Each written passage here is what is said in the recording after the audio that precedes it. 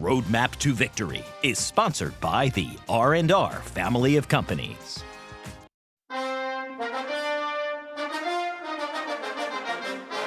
And welcome back to Nittany Game Week. There is certainly much to celebrate about Penn State's 2024 season, and no doubt it's a lot more fun to cover a winning college football program. Coach Paterno, we see a lot more good than bad as we review the Nittany Lions. One of the important things to do is a quick look at the latest game and then make some year-to-year comparisons to see where the team improved and where they may have slipped in some key areas. And that's exactly what we're going to do, Todd. And, you know, everybody focuses on the last play of a game or the play late in the fourth quarter. But most of these games come down to 3 or 4 plays, and you never know when they're going to come. And that's certainly the case for the Orange Bowl loss against Notre Dame. And let's start out in the first half. In the first half, they get now we're looking at 2nd and goal. They go to the extra lineman who's going to come across, who's now an ineligible receiver, so they don't have to worry about covering him.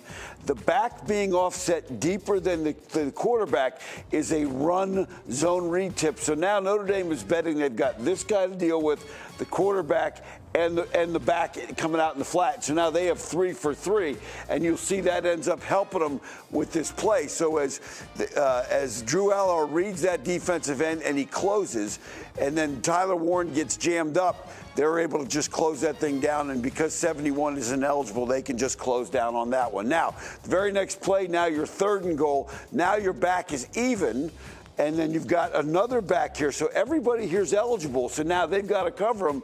They make a decision that when that guy goes in motion, these two are going to double up on Tyler Warren, which is not the dumbest thing in the world. And now you got the matchup with the linebacker on the back, which is a matchup Penn State does win, but it comes down to just slight bit of execution. The throw's a little behind him. You'd like it in front of him, but you got to make a great catch sometimes to win those games. But that you make those, you're up 7-0, and now it's a different situation than 3-0. Now, later in the first half, you're up 10-0. Notre Dame's got the backup quarterback in the game, and now they get a blitz, they get a sack, they get the ball on the ground, and Abdul Carter has a shot to get this uncovered. And when you look at it, Penn State's up 10-0. The backup is in the game, 1:23 to go in the half, and 3 timeouts. So let's roll the video, and you'll see that ball comes out, hits the quarterback, the ball's down.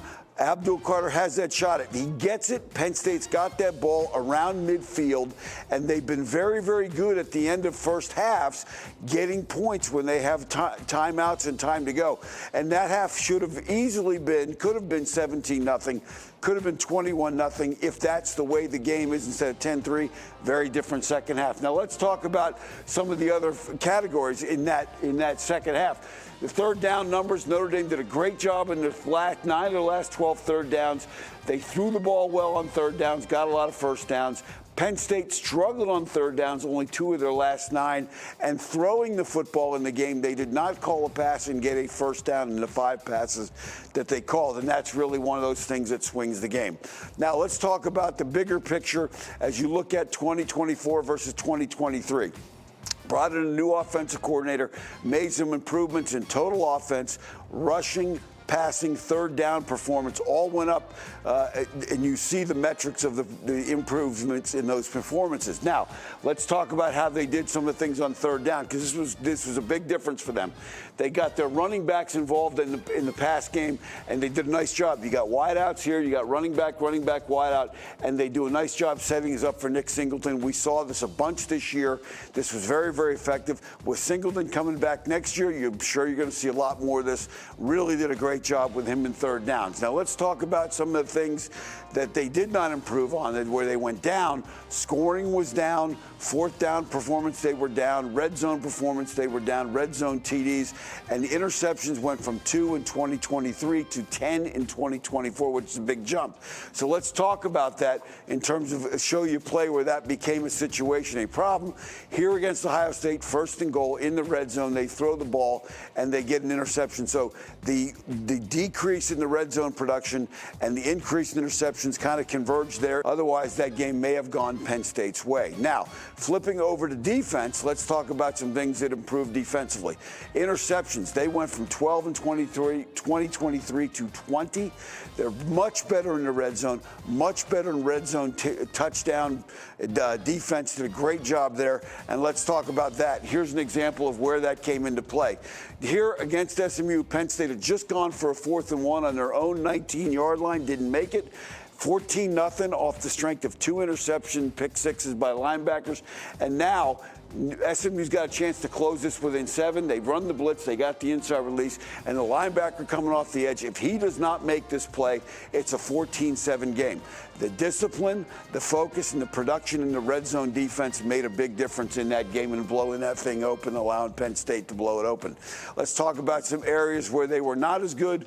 And again, these are coming off of 2023 numbers, which were historically good.